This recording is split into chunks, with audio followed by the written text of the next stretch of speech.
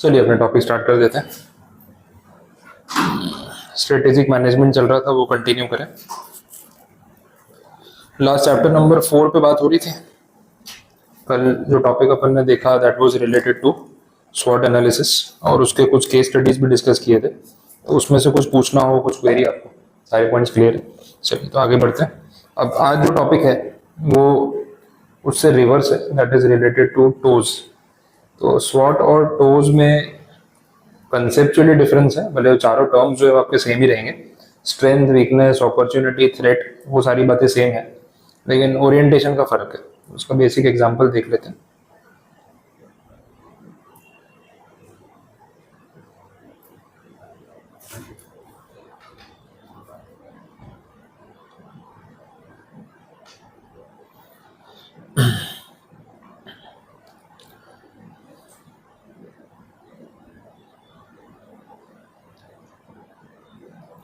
चलिए page number 72 से है अपना टॉपिक पूरा, that is related to TOWS matrix. अब अगर मीनिंग लेवल पे बात करें तो दोनों में फर्क क्या है, मतलब स्वॉट और टोज को आप कैसे डिफरेंशिएट करोगे, what is the difference? Orientation का पूरा फर्क है। और जब स्वॉट की हम बात करते हैं तो उसमें हमने देखा स्ट्रेंथ, वीकनेस, फिर आता है अपॉर्चुनिटी और थ्रेट।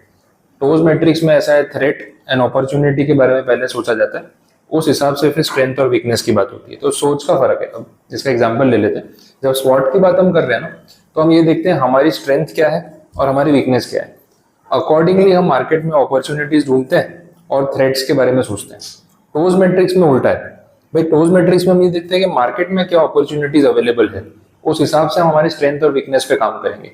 दो ऑप्शन है अगर इन जनरल अगर अपन एग्जांपल ले, तो एक होता है ना कि आपको जो काम आता है, आप इस काम में अच्छे हो, आप उस हिसाब से मार्केट में काम ढूंढ रहे हो कि भाई देखो मेरे को ये काम आता है, अब अगर ऐसा कोई काम अवेलेबल है तो बताना। ये एक अप्रोच हो गया। दूसरा होता है कि आज मार्केट में क्या चल रहा है, बोले आजकल मार्केट में ये बहुत चल रहा है, तो चलना अपन भी सीख लेते हैं। एक वैसी अप्रोच हो गई। एक होता है कि मैं मेरे स्किल सेट के अकॉर्डिंग अपॉर्चुनिटी ढूंढ रहा हूँ, और दूसरा मैं अपनी अपॉर्चुनिटी जो मार्केट में अवेलेबल है आजकल उसके अकॉर्डिंगली अपना स्किल सेट डेवलप कर रहा हूँ। दोनों बातों में बहुत डिफरेंस है। ये डिफरेंस है स्वॉट में और टोज में। जब कोई कंपनी स्वॉट एनालिसिस कर रही है तो वो देख रही है कि हमारी करंट स्ट्रेंथ क्या है और हमारी करंट वीकनेसेस क्या है, उसके अकॉर्डिंगली वो मार्केट में अपॉर्चुनिटी ढूंढ रहे हैं कि हमारे मतलब का कुछ काम मिल जाए तो कर लेंगे। और दूसरा होता है कि भाई मार्केट में आज जो कुछ भी ट्रेंडिंग है हम वो सीख लेंगे, दैट इज टोज मैट्रिक्स। जैसे आजकल एआई, डिजिटल मार्केटिंग, ऑनलाइन चीजें बहुत चल रही है। अब आपको ये सब चीजें नहीं आती, आप काम ढूंढ रहे हो, आप सोचे यार मुझे जो काम आता है वो तो ट्रेडिशनल काम है, तो या तो मैं मार्केट में जाके वो काम ढूंढूं जो आजकल मिल नहीं रहा है। दूसरा ये है कि मार्केट में जो आजकल बिक रहा है मैं वो सीख लेता हूँ, तो भाई चलो डिजिटल मार्केटिंग अगर ज्यादा चल रहा है मैं वो सीख लेता हूँ, उसके बेसिस पे काम कर लेता हूँ, तो एटलीस्ट कमाऊंगा तो सही। तो अगर आप मार्केट की अपॉर्चुनिटी के अकॉर्डिंगली अपने आप को चेंज करने के लिए सोच रहे हो तो वो टोज का अप्रोच है। और अगर आप अपनी स्ट्रेंथ के बेसिस पे रेलेवेंट काम ढूंढ रहे हो तो वो स्वॉट अप्रोच है। तो दोनों अप्रोचेस में काफी फर्क हो जाता है। बेसिक क्लियर हुआ, समझ आया? चलो देखें। अब इन्होंने थियरी में यही बात समझाई स्टार्टिंग में, बहुत ज्यादा थियरी नहीं है, लिमिटेड पॉइंट्स है, बट ओवरऑल जो उसका क्रक्स है वो यही है। अगर आपको लैंग्वेज पढ़नी है तो आधा पेज जितना ही है पढ़ के देख सकते हो। मैं पहले स्ट्रैटेजीज बता देता हूँ, लास्ट में देखना तो लास्ट में देख लेना, कोई इशू नहीं। नेक्स्ट जो पॉइंट है इसमें, उसमें स्ट्रैटेजीज की बात हो रही है कि जब कोई टोज मैट्रिक्स इंप्लीमेंट कर रहा है तो क्या क्या स्ट्रैटेजीज अप्लाई की जा सकती है। इसमें कॉम्बिनेशंस बनते हैं अलग अलग। पहला जो कॉम्बिनेशन है उसको अपने बोलेंगे एग्रेसिव स्ट्रैटेजी। एग्रेसिव स्ट्रैटेजी में हम स्ट्रेंथ और अपॉर्चुनिटी का कॉम्बिनेशन देखेंगे। देखो ये अब सब कुछ वेरिएबल है, डिपेंड करता है मार्केट में जिस तरीके की अपॉर्चुनिटी है, जैसा काम आ रहा है, आपकी उस चीज में एक्सपर्टीज है, तो एकदम से क्या होगा, आपकी डिमांड बढ़ जाएगी। कोविड के टाइम पे अपन देख रहे थे जूम ऐप कैसा चल पड़ा। अब जूम ऐप तो पहले से था, 15 साल से था, कोई नया एप्लीकेशन नहीं था, बट मार्केट में उसके लिए ऐसी अपॉर्चुनिटी आई और जिस काम में वो ऑलरेडी एक्सपर्ट था, तो मार्केट में दूसरा कोई प्रोडक्ट उसको कॉम्पीट ही नहीं कर पाया। अपने फेवर में मार्केट कन्वर्ट हुआ है और हम ऑलरेडी उस चीज में एक्सपर्ट है। तो that is the maximum versus maximum, strength maximum side पे, अपॉर्चुनिटी मैक्सिमम साइड पे। तो इसका जो कॉम्बिनेशन है वो यहाँ पे एग्रेसिव स्ट्रेटेजी में कन्वर्ट होगा। अब ऐसे सिनारियो में आपका अप्रोच कैसा होना चाहिए, आप ही सोचो। मतलब जिस चीज में आप एक्सपर्ट हो उसी चीज की मार्केट में फुल डिमांड है, तो क्या स्ट्रेटेजी लगाओगे? मतलब संभल के चलोगे या पूरा अटैक ही कर दोगे?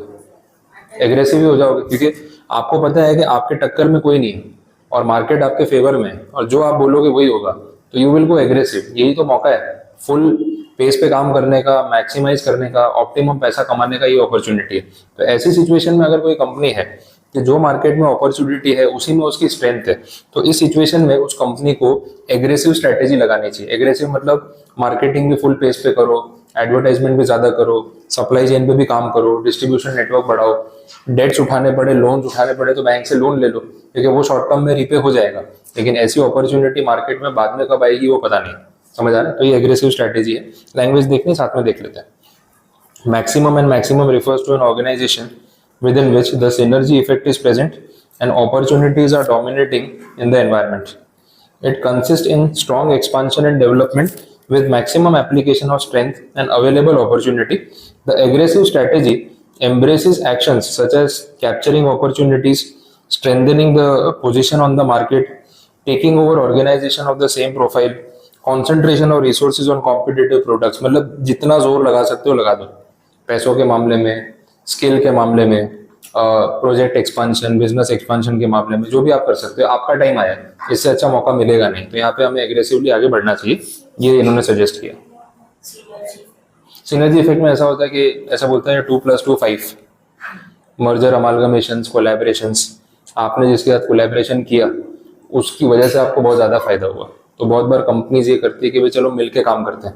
अब आप देख लो, जियो है और एप्पल है, उनकी कंबाइंड एडवर्टाइजमेंट आती है कि एप्पल का फ़ोन लो, उसमें जियो का सिम कार्ड लो, तो ये बेनिफिट वो बेनिफिट, दोनों के लिए फ़ायदा है ना। इससे जियो को भी फ़ायदा हो रहा है, इससे एप्पल को भी फ़ायदा हो रहा है। तो इसको टेक्निकल टर्म्स में सिनर्जी गेन या सिनर्जी बेनिफिट बोला जाता है। सिनर्जी मतलब जब दो चीज़ें एक साथ आके काम कर रही है, दो एनर्जीज मर्ज हो रही है, तो उसकी वजह से जो बेनिफिट होगा उसको हम सिनर्जी गेन बोलेंगे वैसा।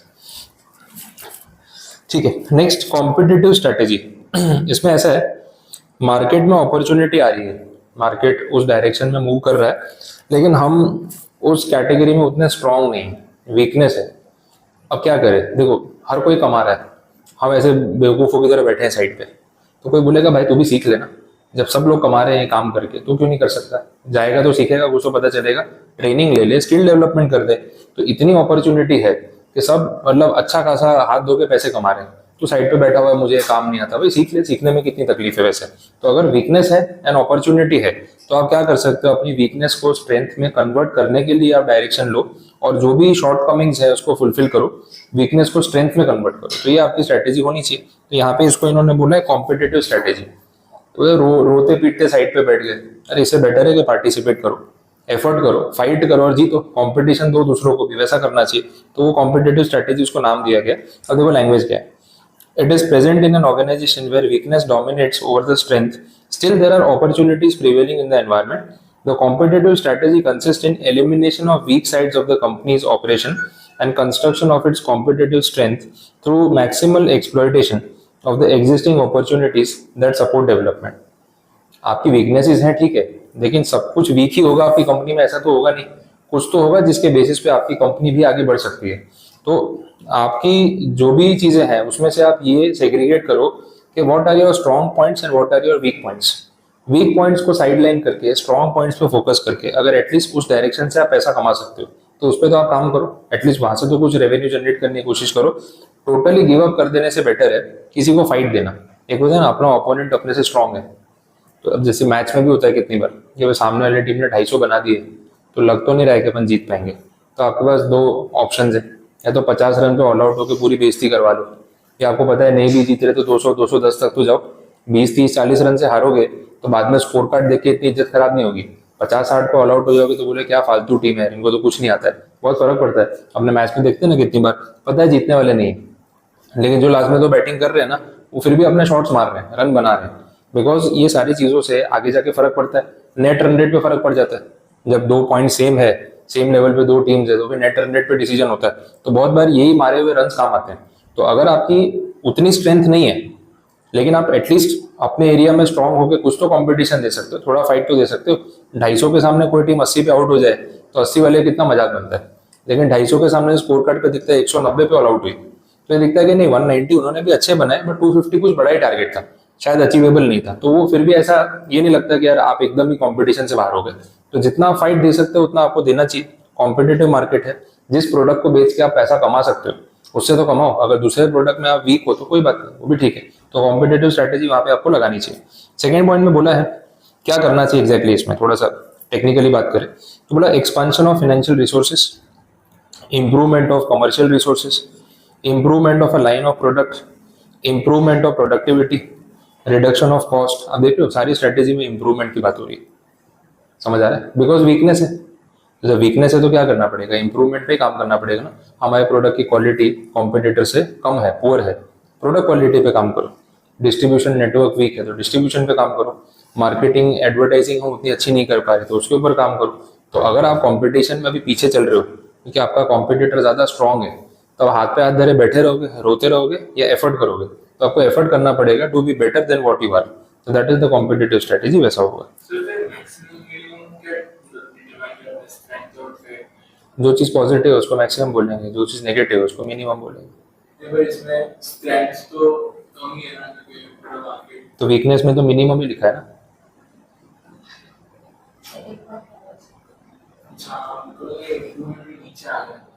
हाँ तो सेकेंड पॉइंट ही तो चल रहा है, फर्स्ट वाला तो हो गया ना। ठीक है, थर्ड कंजर्वेटिव स्ट्रैटेजी। इसमें देखो ऐसा है, आपका बिजनेस बड़ा स्ट्रांग है, मार्केट खराब है। जब मार्केट ही खराब है तो अच्छी से अच्छी कंपनी भी क्या कर लेगी? तो वहां पे आपकी स्ट्रैटेजी कैसी होगी? कंजर्वेटिव, संभाल के चलो। भाई मैं बहुत अच्छी बैटिंग करता हूँ लेकिन पिच बहुत खराब है, तो खराब पिच पे तो मैं भी कितना ही कर लूंगा, ठीक है। बाकी लोग 10 रन पे आउट हो रहे हैं, मैं 40-50 तो बना ही लूंगा। संभाल के चलते हैं, let's do better than others, because market ही ऐसा है। अब ऐसा होता है कि भाई बहुत बार जब मार्केट में थ्रेट आता है, छोटे प्लेयर मार्केट से आउट हो जाते हैं लेकिन बड़े प्लेयर सर्वाइव कर जाते हैं, क्यों? उनके पास उतनी कैपिटल है, उतनी स्ट्रेंथ है, नुकसान झेलने की कैपेसिटी है। तो मिनिमम मार्जिन पे भी काम करके एक बार अपना काम चला लेंगे। कंजर्वेटिज्म के बहुत ज्यादा एग्रेसिव तो हो नहीं सकते और अपॉर्चुनिटी भी नहीं है क्योंकि पूरा मार्केट डाउन है। ऐसा नहीं मेरी हालत खराब है, मार्केट की इंडस्ट्री की हालत खराब है, डिमांड ही नहीं है। तो ऐसी सिचुएशन में सर्वाइव करो, जितना चल रहा है अपना खर्चा निकाल लो। तो बहुत बार कंपनी सिर्फ अपना कॉस्ट रिकवरी पे फोकस करती है, तो भी हर महीने के फिक्स खर्चे हैं, स्टाफ की सैलरी है, ये है, वो है, पेमेंट्स, एटलीस्ट वो तो निकले। उतना भी कमा रहे हैं तो चलेगा, 2-4 महीनों में मार्केट ठीक होगा तो फिर वापस से अपने उसमें से गेन कर लेंगे। वैसे दैट इज कंजर्वेटिव स्ट्रैटेजी, जहां पे आपकी स्ट्रेंथ तो है, आप स्ट्रांग हो अपने बिजनेस में, लेकिन मार्केट ही थोड़ा ऐसा चल रहा है कि जहाँ पे थ्रेट्स हैं और कुछ फेवर में नहीं चल रहा है। ठीक है, देखें क्या एक्शंस लेने पड़ेंगे। Selection of products, market segmentation, cost reduction, competitive products को इम्प्रूव करो, न्यू प्रोडक्ट्स डेवलप करने की कोशिश करो, नए मार्केट ढूंढो। अब सर्वाइवल के लिए कुछ तो करना पड़ेगा। इंडियन मार्केट में थोड़ा इशू चल रहा है तो दूसरे कंट्रीज में देखो, एक्सपोर्ट अपॉर्चुनिटी है तो वो ढूंढो। तो क्राइसिस आता है तो फिर अपन दूसरे ऑप्शन ढूंढते हैं कि इस चीज को इम्प्रूव कैसे करें। तो कंपनीज ऐसे टाइम पे, क्योंकि एक जगह से थ्रेट है बट हम स्ट्रांग है, दूसरा मार्केट ढूंढता है। मेरा प्रोडक्ट बहुत अच्छा है पर जिस मार्केट में मैं अभी काम कर रहा हूँ वो मार्केट खराब चल रहा है, तो यही प्रोडक्ट लेके दूसरे देश में एक्सपोर्ट करके देखते हैं। अगर वहां से अच्छी डिमांड आ गई तो उनकी इकोनॉमी ठीक है तो वहां से पैसे कमा लेंगे। तो वो ऑप्शंस तो हमेशा हमारे पास रहेंगे। वैसे लास्ट जो कैटेगरी है वो है डिफेंसिव स्ट्रैटेजी। यहाँ दोनों तरफ से बैंड बज गई, मार्केट तो खराब चल ही रहा है, अब अपनी प्रोडक्ट क्वालिटी उतनी अच्छी वैसे भी नहीं है, तो जब मार्केट ही पूरा डाउन है तो फिर कस्टमर अट्रैक्ट करना, रेवेन्यू जनरेट करना बहुत ज़्यादा डिफिकल्ट हो जाएगा। तो इसमें आपके पास स्ट्रैटेजी में क्या रहेगा? देखो, अगर आप इंप्रूवमेंट कर सकते हो कि हम वीकनेस को स्ट्रेंथ में कन्वर्ट कर सकते हैं, तो फिर भी एक बार आपके पास थर्ड लेवल की स्ट्रैटेजी पे जाने का मौका है। कंजर्वेटिज्म वाला ऑप्शन है, बट आपको लग रहा है कि इस मार्केट में अपने पास फंड्स की वैसे ही शॉर्टेज है, स्किल की शॉर्टेज है, प्रोडक्ट क्वालिटी उतनी अच्छी नहीं है, वो हम जानते हैं, तो इम्प्रूवमेंट तो नहीं कर पाएंगे। और जैसा मार्केट है ज़्यादा दिन दुकान चलेगी नहीं, तो बेटर है ग्रेजुअली आप स्टेप बैक कर लो, सेल ऑफ करना स्टार्ट कर दो, पैसे निकालना शुरू कर दो, क्योंकि जितना रुके रहोगे ना उतना नुकसान बढ़ता जाएगा और एक पॉइंट पे जो आज वैल्यूएशन है वो भी नहीं रहेगी। तो बेटर है फिर वाइंड अप ही कर लो या स्टेप बैक कर दो, वो ऑप्शन भी रहता है। फिर डिफेंसिव स्ट्रेटेजी होगी, कंजर्वेटिज्म, अटैक वटैक कुछ नहीं, बैकआउट। ठीक है, वैसा हो गया। देख लो, अरे वो मिनिमम ने उसको नाम दिया है खाली, तुम वो मिनिमम क्वांटिटी वाइज जा रहे हो, थ्रेट को मिनिमम का नाम दिया है और वो जो पॉजिटिव जो स्ट्रेंथ है, अपॉर्चुनिटी, उसको मैक्सिमम बोला है, सिर्फ एक कोड नेम दिया हुआ है। हाँ, और कुछ नहीं है। हाँ, रेलेवेंट नहीं, वो सिर्फ रेफरेंस के लिए दिया हुआ है। वो थ्रेट मिनिमम है वैसा नहीं, वो थ्रेट को नाम ही वैसा दिया। नाम दे दिया। अब डिफेंसिव स्ट्रेटेजीज में क्या होगा? Gradual withdrawal, reduction of cost, reduction of productive ability, production कम कर दो और क्या, इन्वेस्टमेंट रोक दो, उल्टा स्टेक बेच के बाहर निकल जाओ, वैसा है। तो फिर ये तो सर्वाइवल वाली बात है कि पता नहीं हो पाएगा कि नहीं, तो बेटर है स्टेप बैक कर लेना चाहिए। तो ये थ्रेट भी है और आपकी वीकनेस भी है। जो मार्केट है वो भी डाउन चल रहा है और आपकी कंपनी भी कोई बहुत खास नहीं है उस मार्केट में कि सबसे नंबर 1 पे वैसा है। तो बहुत बार कंपनीज को पता होता है कि हम मॉडरेट क्वालिटी के प्रोडक्ट बनाते हैं। हाँ, रिट्रेंचमेंट जैसे डिफेंसिव, वही स्टेप बैक करना, ग्रेजुअली बाहर निकल जाना, तो रिट्रेंचमेंट बोल सकते हैं वैसा। तो ये 4 स्ट्रैटेजीज हैं टोज वाले केस में, जो कॉम्बिनेशंस बनते हैं उस हिसाब से। अपॉर्चुनिटी है, आपकी स्ट्रेंथ है, जितना कमा सकते हो अभी कमा लो, यही मौका है, ये वैसी बात हो गई। कॉम्पिटेटिव वाले में हमने देखा कि भाई जहाँ पे मार्केट में तो अपॉर्चुनिटी है, अपनी स्किल में प्रॉब्लम है, अपने प्रोडक्ट में प्रॉब्लम है, ये बहुत बड़ा इशू नहीं है। क्योंकि अगर पूरी दुनिया कमा रही है, मतलब धंधा चल रहा है, पब्लिक पैसा दे रही है, आप क्वालिटी नहीं सुधार रहे हो। जैसे कितनी बार होता है भाई, अब रेस्टोरेंट्स भी हैं, खाने पीने की जगह सूरत में तो अपने काफी फेमस है। अब पब्लिक तो खाने पीने पे खूब खर्चा करती है, आप दो उनको अच्छा टेस्ट, मुंह मांगा पैसा देंगे। कितनी बार अपने को पता भी होता है कि बहुत ओवर प्राइस है, बट टेस्ट अच्छा है ना, चल छोड़ यार 100-200 के लिए क्या देखना है, लोग खा रहे हैं। लेकिन आप टेस्ट अच्छा नहीं दोगे तो फिर लोग आपको पैसा नहीं देंगे। तो जिस मार्केट में इतनी अपॉर्चुनिटी है कि हर कोई कमा रहा है और आपका खाने का टेस्ट खराब है, वहां आप फंस रहे हो। तो अगर आप उस पर काम करके उसको इंप्रूव कर सकते हो तो फिर डेफिनेटली आप अच्छा चार्ज कर सकते हो, अच्छा कमा सकते हो वैसा।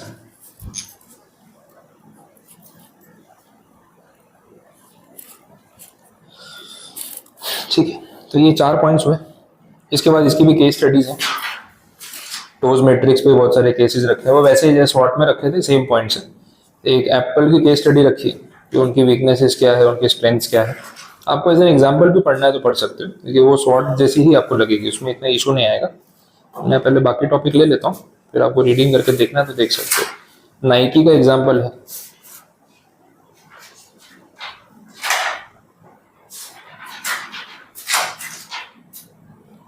लास्ट में रखते हैं इसको, एक बार मैं भी थोड़ा सा गो थ्रू कर लेता हूँ। पेप्सी है, सब अच्छे ब्रांड्स रखे हुए, तुरंत रिलेट होंगे। अभी के लिए एक बार पेंडिंग छोड़ दो, ऐसा तो चैप्टर के एंड में देख लेंगे। बेसिक आपको स्वॉट और टोज पता चल गया, हमने कुछ एग्जांपल्स भी देख लिए, तो केस स्टडीज का भी आइडिया आ गया वैसा।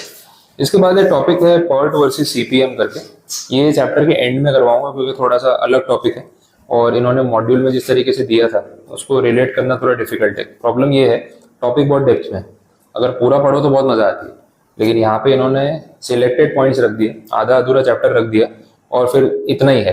अब क्या होता है ना, कोई चीज का कंसेप्ट ही आधा कट डाउन कर दो तो फिर जो बचा हुआ आधा है ना वो समझाना बहुत टफ है। तो अब पूरा समझाने को मिले तो कोई प्रॉब्लम नहीं। तो मेरे पास तो पूरा टॉपिक है, हम लोग सीए फाइनल में पूरा टॉपिक पढ़ते थे, कैलकुलेशंस भी आती तो मजा आता। तो मैं लास्ट में इसमें जितना यहाँ पे दिया हो तो आपको बता ही दूंगा। हाँ हाँ हाँ, वही वाला है, हाँ वो वाला टॉपिक है। तो उसमें क्या कैलकुलेशन, नेटवर्क डायग्राम बनता है, फिर टेबल बनता है, फिर ऑल्टरनेट रूट्स होते हैं, प्रोजेक्ट कंप्लीशन जो करना होता है, कोई भी प्रोजेक्ट पे हम काम करते हैं तो उसका शॉर्टेस्ट रूट क्या है, उसका बेस्ट ऑल्टरनेटिव क्या है, कम से कम खर्चे में हम वो प्रोजेक्ट कैसे कंप्लीट कर सकते हैं, इसका कैलकुलेशन है। इन्होंने उतना डेप्थ में दिया ही नहीं जितना टॉपिक है। अब पूरा देते तो पढ़ाने बहुत मजा आती, कैलकुलेशन होता, सम्स होता, लेकिन यहाँ पे इन्होंने बहुत लिमिटेड कंटेंट दिया हुआ है। तो मैं इसको एकदम चैप्टर के लास्ट में रखूंगा क्योंकि बाकी टॉपिक से कनेक्टेड नहीं है, और जितना इसमें दिया है पहले वो फोकस करेंगे। जहां लगेगा ये कम पड़ रहा है, नहीं समझ आ रहा, तो मैं एड ऑन करा दूंगा वैसा, एकदम लास्ट में कराऊंगा, मतलब सिलेबस के एंड में देख लेंगे तो भी चलेगा। उतना अच्छे से दिया हुआ नहीं है, पढ़ाने में मजा आया। स्टिल मैंने ट्राई तो किया उसको ठीक करने की, तो होपफुली आपको समझ तो आ ही जाएगा। आप डायरेक्टली आगे के टॉपिक पे आ जाओ, page number 84। This is portfolio analysis, नया ब्लॉक स्टार्ट हो रहा है यहाँ से।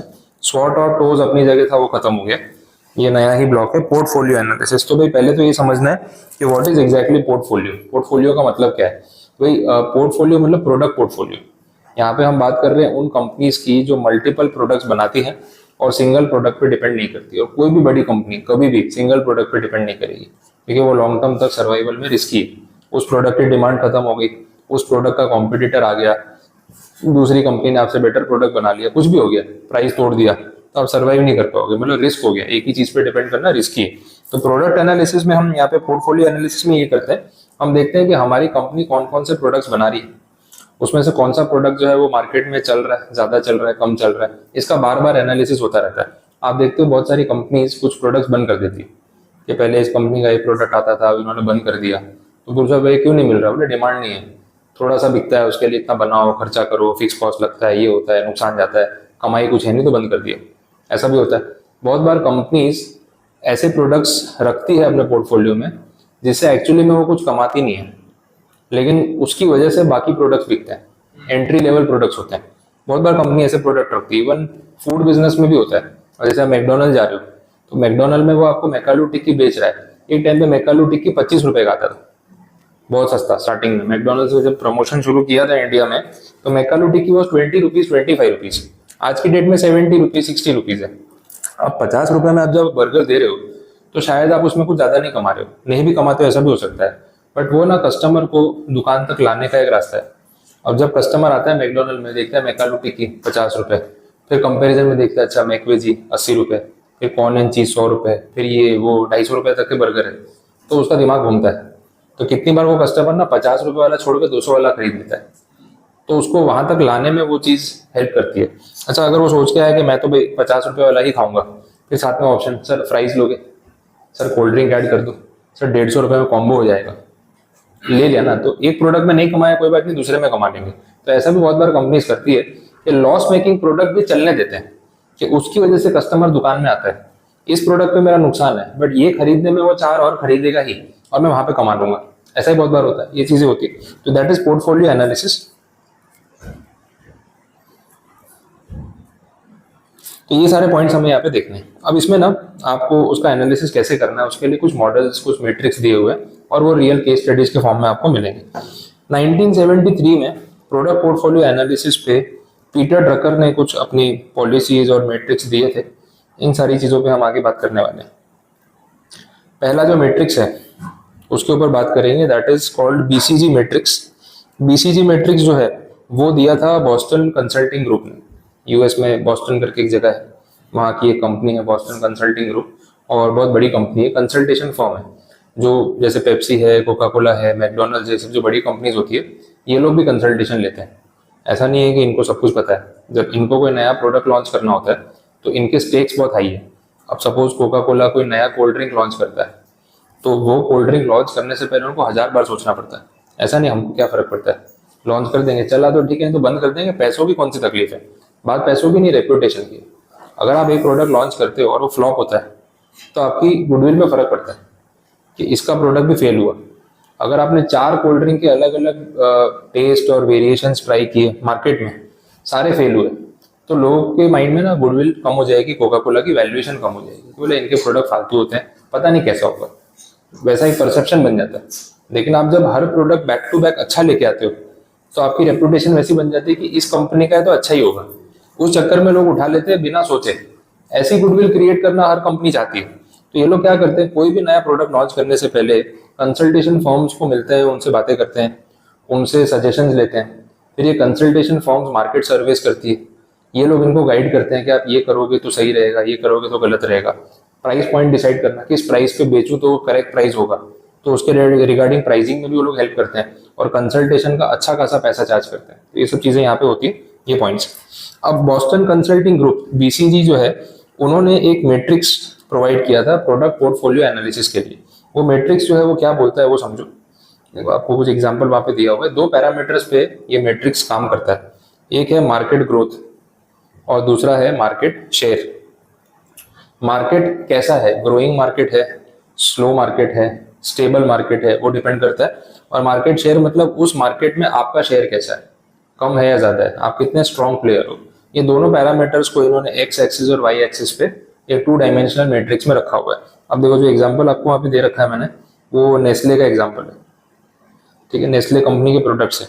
अब देखो आपको एक्स एक्सिस पे नीचे मार्केट शेयर दिखेगा फ्रॉम लो टू हाई, और आपको वाई एक्सिस पे मार्केट ग्रोथ दिखेगा again from low to high, वैसा होता है। ठीक है, समझ आ रहा है, ये चीजें हैं। अब ये बीसीजी वालों ने क्या किया है, इसको ना ऐसे 4 डायमेंशनल या 4 क्वाड्रेंट्स में डिवाइड किया हुआ है, वैसे समझ लो।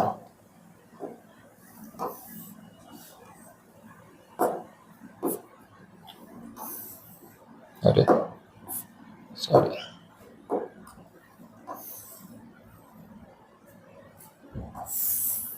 ये ऐसे बनाया हुआ है। इन्होंने क्या किया, इसको 4 क्वाड्रेंट्स में ऐसे डिवाइड कर दिया पूरे मैट्रिक्स को। इसको इन्होंने नाम दे दिया। अगर आप यहाँ पे देख रहे हो एक्स एक्सिस पे, तो यहाँ पे आपको दिखेगा मार्केट शेयर, और यहाँ पे दिखेगा मार्केट का ग्रोथ, ऐसे बोला हुआ है। तो देखो क्वाड्रेंट्स में कुछ नाम लिखे हुए हैं, यहाँ पे एक नाम लिखा हुआ है कैश काउ, ठीक है। यहाँ पे स्टार्स, यहाँ पे है क्वेश्चन मार्क, और यहाँ पे है डॉग्स, वैसे बोला हुआ है। This is low, this is high, यहाँ पे भी सेम लो और ये वाला हाई, ऐसे 4 blocks. This is your BCG matrix. इतने साल से चल रहा है और आज भी रेलेवेंट है वैसा है। अभी मैट्रिक्स क्या सजेस्ट कर रहा है आपको वो समझना है। देखो 4 नाम दे दिए, ये नाम बीसीजी ग्रुप वालों ने दिए हुए और ये स्टैंडर्ड फॉलो हो रहा है वैसा है। अब क्वाड्रेंट वाइज अगर हम बात करें तो ये जो स्टार कैटेगरी है, स्टार कैटेगरी क्या शो कर रही है वो समझो। मार्केट में जो शेयर है वो कैसा है आपका, हाई, मतलब जो भी पूरा मार्केट है उसमें आप सबसे ज्यादा कस्टमर्स लेके बैठे हो। और मार्केट कैसा है, हाई ग्रोथ वाला मार्केट, मतलब मार्केट भी बहुत तेजी से बढ़ रहा है। तो इस कैटेगरी को अपने क्या बोलेंगे, स्टार कैटेगरी, ये इन्होंने नाम दिया हुआ है। अब इसमें जो एग्जांपल है वो आपको दिख रहा है, नेस्कैफे, नेस्कैफे की बात हो रही है, कॉफी की बात हो रही है। अब लॉजिक समझो क्यों नेस्कैफे को यहाँ पे रखा है। कॉफी मार्केट में नेस्कैफे से बड़ा ब्रांड आपने नहीं सुना होगा पूरे वर्ल्ड में, ठीक है। लेकिन कॉफी का मार्केट कैसा है, मतलब ग्रोइंग मार्केट है या स्टेबल मार्केट है, कस्टमर्स उतने ही हैं या हर साल बढ़ रहे हैं, सोच के बताओ। बढ़ रहे हैं मतलब क्या हो रहा है, हर साल लोग चाय से कॉफी पे शिफ्ट हो रहे हैं, ऐसा है। तो फिर मार्केट कैसे बढ़ रहा है। हाँ अच्छा, तो एक के बदले मैं एक दिन में 1 गिलास कॉफी पीता था, 4 गिलास पी रहा है, अगले साल 6 गिलास पिएगा, तो पूरा दिन कॉफी पीता रहेगा, ऐसा।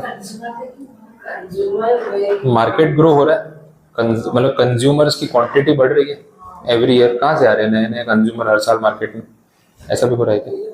पॉपुलेशन तो उतनी है ना कि बढ़ रही है। हाँ वो भी है, देखो एग्जिस्टिंग कस्टमर्स भी शिफ्ट होते हैं, जो चाय पीते थे उनको भी कॉफी पिलाना शुरू कर दिया। हाँ अब ये तो देखो दो पब्लिक में 2 ग्रुप डिवाइडेड है, चाय वर्सेस कॉफी वाले, है ना।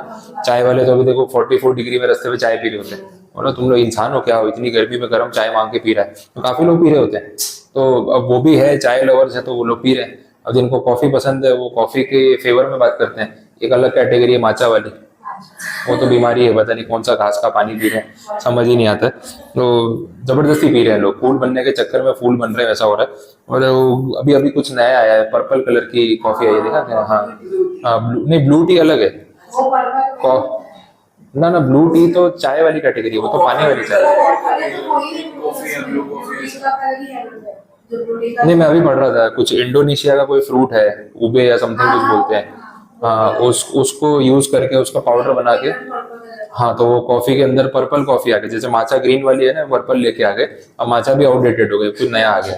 मतलब तुम लोग अच्छी वाली कॉफी थी स्टैंडर्ड बरसों से, इतनी उसमें कहाँ कलर वेरिएशन डाल रहे हो।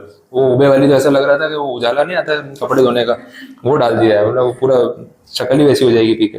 कुछ भी नया नया लेके आते हैं। अब मेन बात ये है कि जो कॉफी है ना, कॉफी का मार्केट क्यों ग्रोइंग मार्केट है, वो डेमोग्राफी और पॉपुलेशन की वजह से।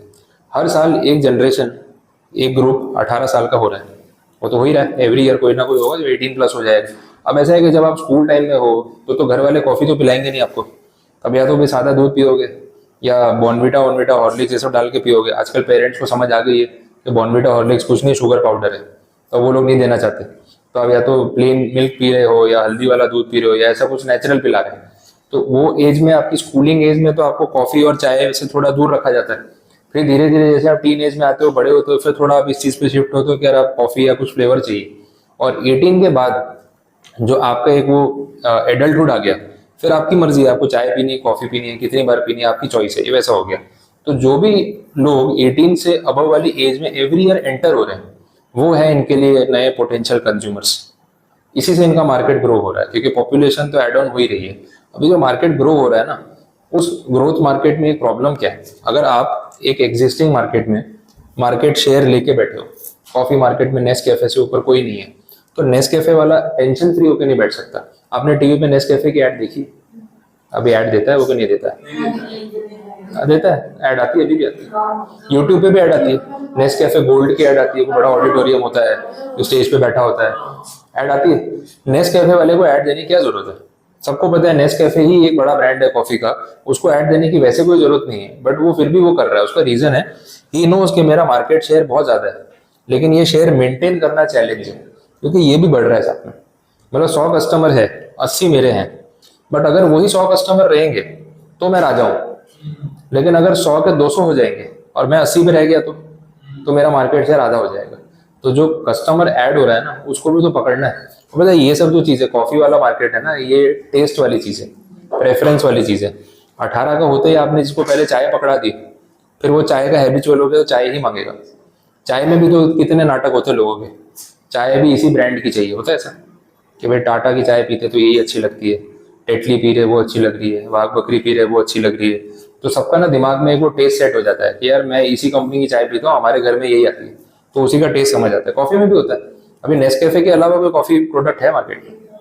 डेविडॉफ है। डेविडॉफ तो प्रीमियम रेंज हो गया, नॉर्मल में ब्रू है। सनराइज तो नेस्कैफे की है, नेस्कैफे सनराइज क्लासिक, ये तो नेस्कैफे की है। और नेस्कैफे में प्रीमियम कैटेगरी में गोल्ड है, फिर उसके सामने डेविडॉफ आ गया। लेकिन रेगुलर में आप देखोगे तो ब्रू है, रिलायंस है, टाटा भी है, टाटा कॉफी है।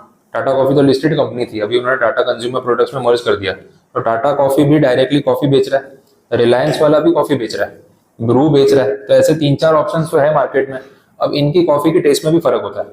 अब पहले अगर किसी ने ब्रू वाली कॉफी पी ली, उसको वो टेस्ट बैठ गया, फिर वो नेस्कैफे पे शिफ्ट नहीं करेगा। नेस्कैफे वाले को भी तो ये बात पता है। तो वो लोग क्या चाहते हैं कि जैसे ही नया कस्टमर मार्केट में घुसे, पहले हमारी ही कॉफी पिए।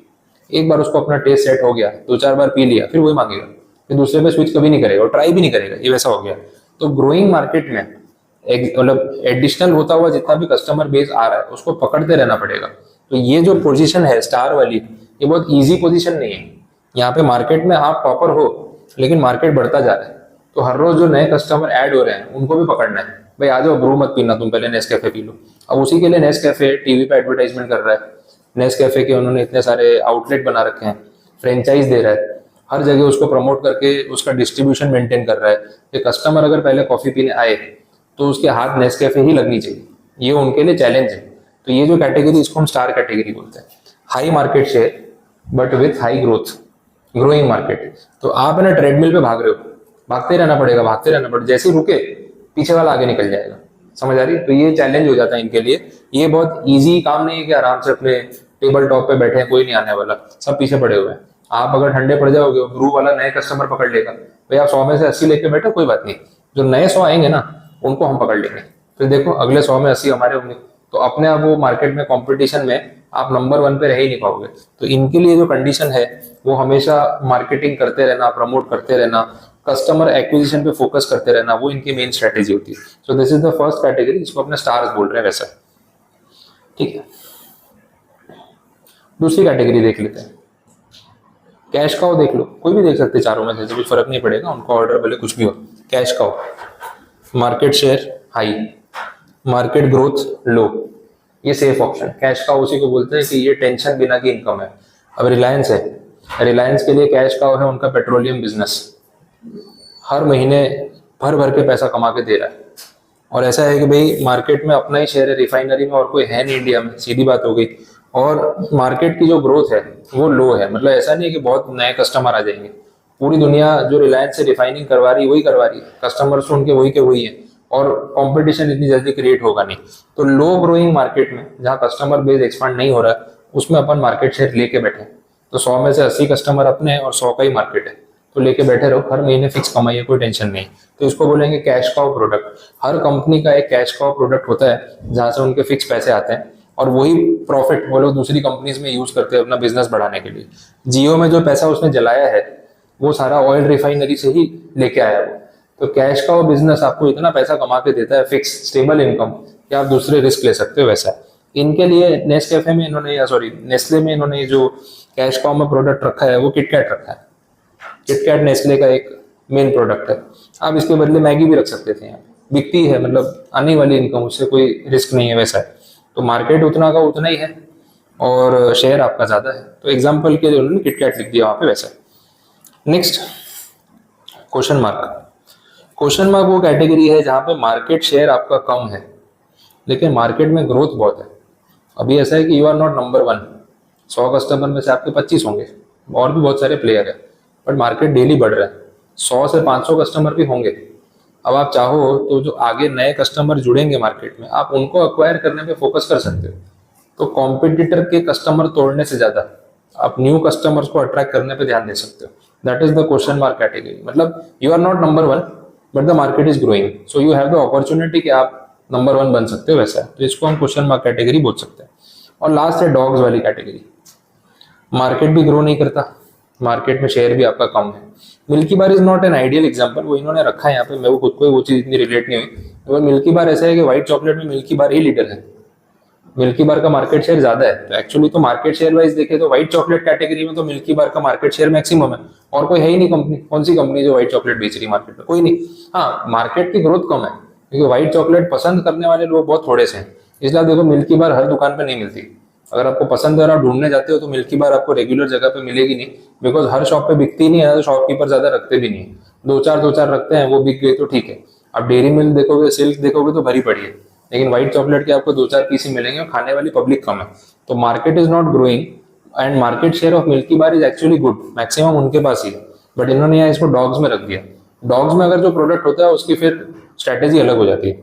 मार्केट भी नहीं बढ़ रहा है और आप मार्केट में भी बहुत छोटे से प्लेयर हो, तो ज्यादा कुछ नहीं है आपके पास। 100 ही कस्टमर है, आपके पास 20 है, और 100 के ऊपर कस्टमर बेस बढ़ने वाला नहीं, तो बाकी का 80 तो आपके हाथ में है ही नहीं। तो आप दोनों जगह पीछे हो, मार्केट ग्रोथ की भी कोई अपॉर्चुनिटी नजर नहीं आ रही, और मार्केट भी इतना छोटा सा है कि उसमें आपका शेयर भी बहुत कम है। तो एनीवे आपका रेवेन्यू, आपका प्रॉफिट मार्जिन बहुत स्टेबल सा है और छोटा सा है। तो या तो इसको ऐसे ही चलने दो, कुछ ज्यादा उम्मीद मत रखो इससे, या अगर इसमें आपको लॉसेस फेस करने पड़ रहे हैं तो बेटर है अभी एग्जिट कर लो, because you don't have that growth opportunity कि मैं 100 से 500 कस्टमर कर लूंगा, वो नहीं होने वाला है। 20 का 20 ही है। अच्छा, आप मार्केट के सबसे बड़े प्लेयर भी नहीं हो, आपसे बड़ा भी कोई है जो पैसे कमा रहा है, तो आपके पास मार्जिन भी कम बचता है, बेटर है फिर एग्जिट कर लो। तो या तो स्टेबल रहो, वहीं पड़े रहो, जो आ रहा है चलने दो, या फिर एग्जिट कर दो, दोनों ऑप्शन है आपके पास। अब मिल्की बार नेस्ले वाला बेच रहा है, ये एग्जाम्पल तो ठीक नहीं है वैसे देखा जाए तो, बट अगर व्हाइट चॉकलेट है तो हो सकता है मिल्की बार में नेस्ले को कुछ ज्यादा कमाई नहीं हो रही, बट देनो के कोई है ही नहीं, मैं हूं, मेरा नाम बन चुका है, चलने दो, ब्रेक इवन पे चलने दो, मिनिमम प्रॉफिट पे चलने दो, क्या फर्क पड़ रहा है? एटलीस्ट हमारी इन्वॉल्वमेंट तो है उस मार्केट में। जिसको व्हाइट चॉकलेट खानी है पहले हमारे पास ही आएगा, तो एक अपनी यूनिकनेस भी बनी रहती है। तो बहुत बार ऐसे प्रोडक्ट्स कंपनी बेचती है ऐसा। ठीक है, तो ये 4 पॉइंट्स हो गए। तो देखो थियरी इन्होंने दी हुई है, स्ट्रैटेजीज के साथ रखा है। कैश काउ की बात करें, इन्होंने पहले कैश काउ समझाया। देखो मीनिंग तो मैंने बता दिया वही है, उसमें कुछ नई बात नहीं है। स्ट्रैटेजी में क्या करना चाहिए? Cash cows are the most stable products और service line for any business, hence the strategy includes retention of the market share for such category. इसमें तो कैश काउ में कैसा है, 100 में से 80 कस्टमर अपने हैं, पकड़ के रखो उनको, और कुछ नहीं करना है, मेंटेन करो, कमाई आती रहेगी। तो ज्यादा कुछ उसमें अलग दिमाग लगाने की जरूरत नहीं है। यहाँ पे कस्टमर रिटेंशन पे ही आपको फोकस करना है। आपके एग्जिस्टिंग कस्टमर आपसे सेटिस्फाइड रहे, लॉयल रहे, स्विच ना करे, ये आपको ध्यान रखना है बस, कि उनको डिससेटिस्फेक्शन नहीं होना चाहिए कि स्विच कर ले। ये कस्टमर को भी कंपनी सेट है, इसका प्रोडक्ट अच्छा है, अपना हर महीने खरीदते हैं, इधर उधर दिमाग लगाने की जरूरत ही नहीं पड़ती। तो अगर कस्टमर सेटिस्फाइड है, उसको अच्छी सर्विस मिल रही है, उसको सही प्राइस पॉइंट पे चीज मिल रही है, क्वालिटी अच्छी मिल रही है, तो स्विच नहीं करेगा। तो उसको रिटेन करो, उसको स्विच करने मत दो, बस ये पॉइंट है। आपको रिटेंशन पे फोकस करना है। नीचे एग्जाम्पल्स भी बहुत सारे रखे हैं, आईफोन है, अमेजोन है, टेस्ला है, ये सब रहेगा। स्टार्स कैटेगरी, स्ट्रेटेजी देख लो, मीनिंग तो समझा दिया। स्टार वाली कैटेगरी में देखो आप रेस में हो, नेस्कैफे, मार्केटिंग करनी पड़ेगी या नहीं करनी पड़ेगी? नहीं तो पीछे हो जाओगे। तो वही पॉइंट है, मार्केटिंग, सेल्स, प्रमोशन, एडवर्टाइजिंग, ये सब करते रहना पड़ेगा। High competition, rising market share वाला बिजनेस है, पब्लिक भी बढ़ती जा रही है। आप देखो जो बाकी कंपनीज है, डोमिनोज है, डोमिनोज को ऐड देने की जरूरत है क्या? सब जानते हैं डोमिनोज को, उससे बड़ा पिज्जा ब्रांड तो इंडिया में है ही नहीं।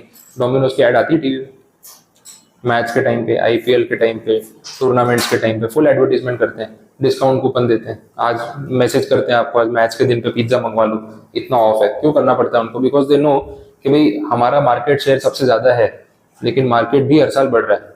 ये 18+ जो तो होते जा रहे हैं, जो किसी की सुनते नहीं है, वो जंक फूड खाएंगे। तो अभी तक तो घर वाले पिज्जा खाने नहीं देते थे, अब तो खाएंगे, तो मार्केट शेयर बढ़ रहा है। अब एक बार उसको पिज्जा हट का टेस्ट डेवलप हो गया, फिर डोमिनोज का नहीं खाएगा वो, लापिनोज में चला गया, फिर नहीं आएगा।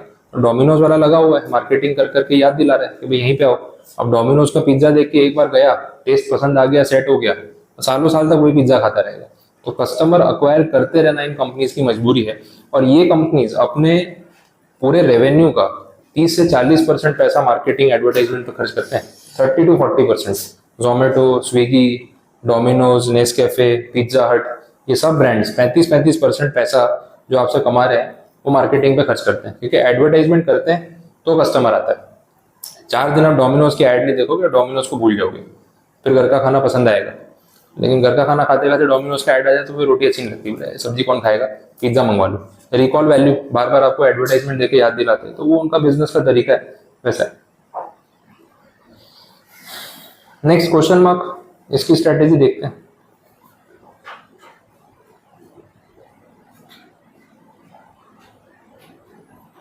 ठीक, नीचे बोला स्ट्रेटेजीज फॉर क्वेश्चन मार्क। यहाँ पे बोल रहे हैं there are new entry products with high growth rate needs to be capitalized. New customer acquisition strategies are the best.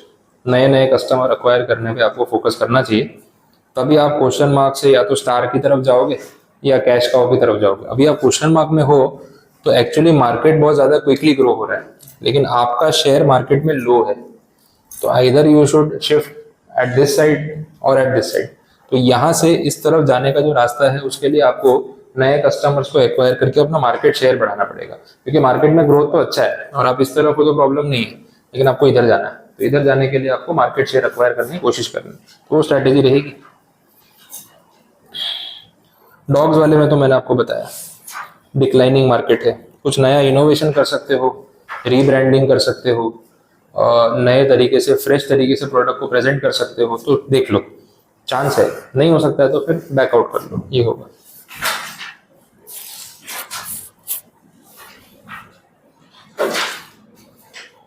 Theory एक बार आपको पढ़नी पड़ेगी, क्योंकि ये लाइन टू लाइन जाने वाला टॉपिक नहीं है, ऐसे मजा नहीं आएगा। ठीक है, ये हो गया आपका बीसीजी मैट्रिक्स। लास्ट में भी स्ट्रैटेजीज को इन्होंने फिर से उसी तरीके से समझाया, बिल्ड, होल्ड, हार्वेस्ट, डाइवेस्ट, ऐसे करके बोला हुआ है, वो भी देख लो, पेज 88 पे है। बिल्ड करना मतलब ग्रोथ की तरफ जाना, होल्ड करना मतलब जो चल रहा है चलने दो, कैश काउ पकड़ के बैठे रहो, ठीक है। हार्वेस्ट का मतलब है प्रॉफिट निकालो, कैश काउ में भी नहीं, कोई कैश काउ में भी होता है। हार्वेस्टिंग का मतलब कि जो चीज कमा के दे रही है उस प्रॉफिट को उस बिजनेस से बाहर निकाल के कहीं और भी लगा सकते हो, दैट इज फॉर हार्वेस्टिंग। फसल की कटाई होती है, दैट इज हार्वेस्टिंग, ये वैसा हो गया। और डाइवेस्टमेंट का मतलब है डॉग वाली कैटेगरी, बेचो और बाहर निकलो, वैसा। चलिए next point, this is Ansoff growth matrix. अभी रिसेंट आपके 2 दिन पहले जो पेपर हुआ उसमें एक डायरेक्ट क्वेश्चन पूछा था, एनसॉफ्ट मैट्रिक्स 5 मार्क्स में।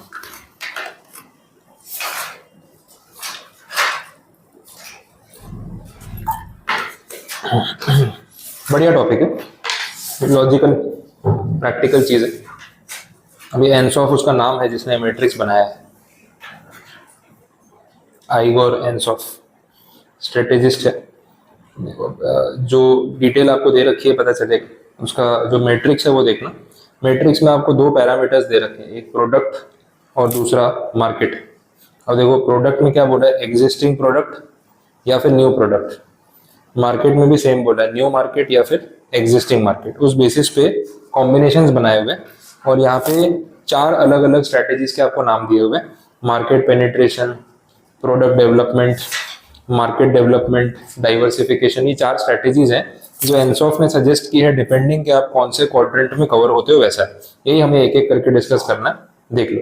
सबसे पहला जो केस इन्होंने लिया हुआ है उसी ऑर्डर में चलते हैं। पहला है मार्केट पेनिट्रेशन।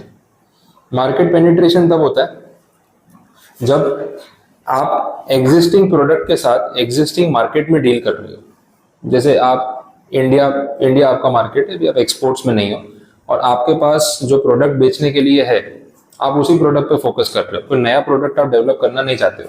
तो मार्केट पेनिट्रेशन स्ट्रेटेजी का मतलब है दूसरे के कस्टमर तोड़ के अपने पास लेके आने पड़ेंगे, ठीक है। फॉर इंस्टेंस कोई एग्जाम्पल अगर आपको लेना है, कोई भी ब्रांड का एग्जाम्पल ले सकते हैं। अब जैसे मैकडोनल्ड्स की बात कर रहे हैं, अगर फूड ब्रांड में ही जाना है तो मैकडोनल्ड्स वाला जो बर्गर बेच रहा है, मैकालू टिक्की बेच रहा है, मैकवेजी बेच रहा है, वो बोलता है मैं वही बेचूंगा, इंडिया में बेच रहा हूँ, इंडिया में बेचूंगा। बट मुझे एग्जिस्टिंग मार्केट में एग्जिस्टिंग प्रोडक्ट्स के बेसिस पे अपना मार्केट शेयर बढ़ाना है, तो क्या करना पड़ेगा, बर्गर किंग के कस्टमर तोड़ने पड़ेंगे। ये जो बर्गर किंग का बर्गर खा रहा है उसको मुझे मैकडोनल्ड्स के बर्गर पे स्विच करना है। तो मार्केटिंग करके और एग्रेसिव मार्केटिंग करके कुछ ऑफर्स देके उसको ललचा के अपनी तरफ लेके आना है, तो ही हो पाएगा, और कोई ऑप्शन नहीं। That is called market penetration strategy.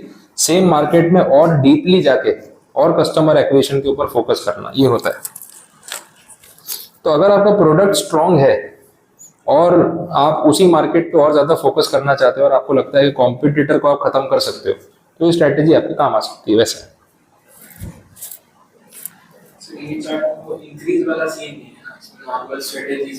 हाँ, इसमें इंक्रीज नहीं है, एग्जिस्टिंग या न्यू वैसा है।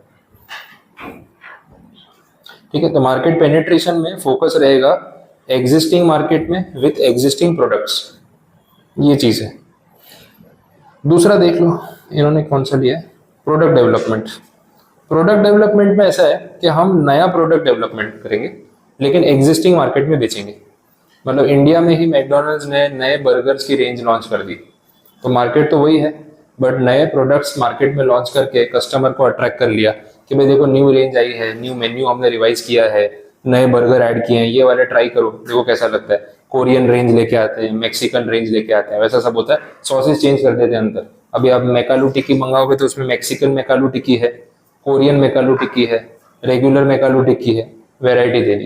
तो एग्जिस्टिंग मार्केट में नए प्रोडक्ट को डेवलप करके मार्केट शेयर बढ़ाने की कोशिश करना, that is called product development strategy. नाम से ही समझ आता है प्रोडक्ट डेवलपमेंट। तो नया प्रोडक्ट डेवलप होगा, मार्केट वही रहेगा वैसा।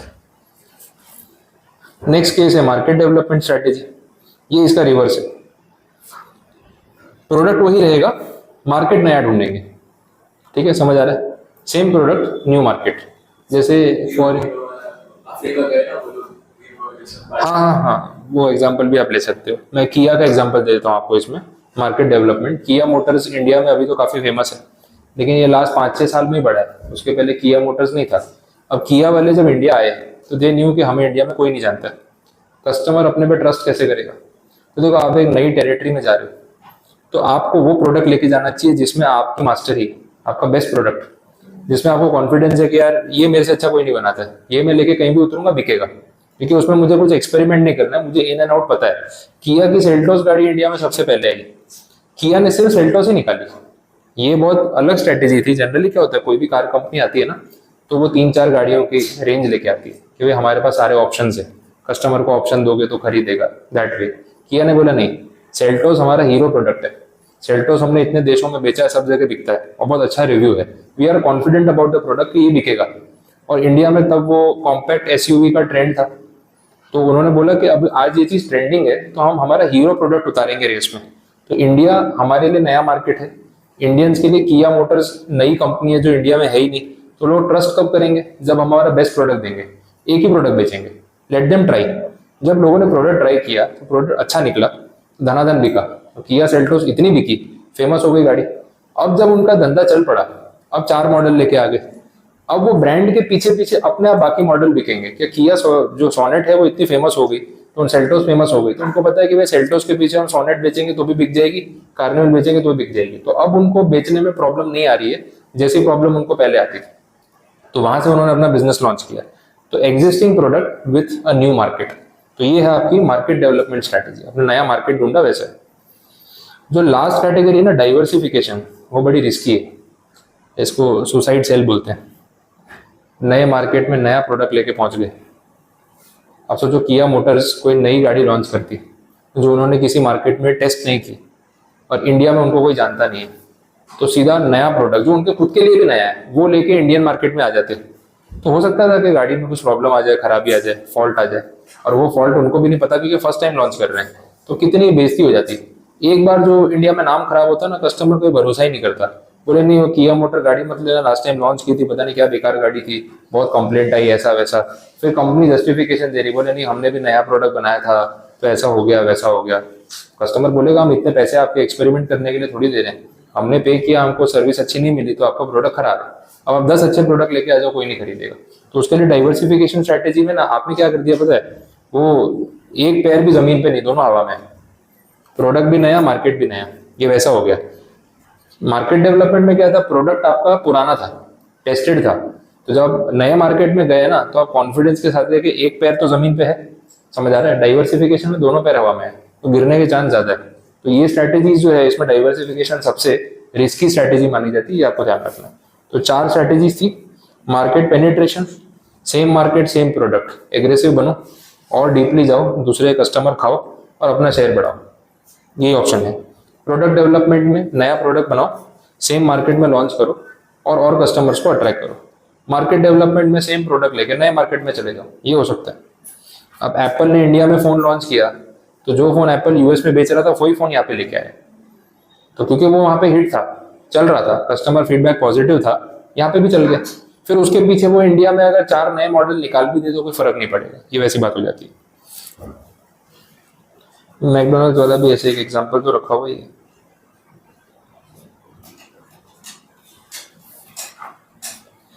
थियरी ये सब चीजों में क्या है ना, वर्ड टू वर्ड नेसेसरी नहीं है, आपको पढ़ना तो एक बार पड़ेगा, बट मैं अभी वो एक लाइन पढ़ाऊंगा तो बहुत बोरिंग हो जाएगा, क्योंकि स्ट्रैटेजी समझने वाली चीज है। लैंग्वेज पढ़ के आप उसको एक बार वेरीफाई कर सकते हो, और वर्ड टू वर्ड पहले मैं नहीं जाऊंगा, आपको एक बार पहले पढ़ के आना पड़ेगा इसमें। बोलो यहाँ तक कुछ कंफ्यूजन क्लियर हो, समझ आ गई? बस तो इतना रखते हैं इसमें, फिर वापस नया मैट्रिक्स है।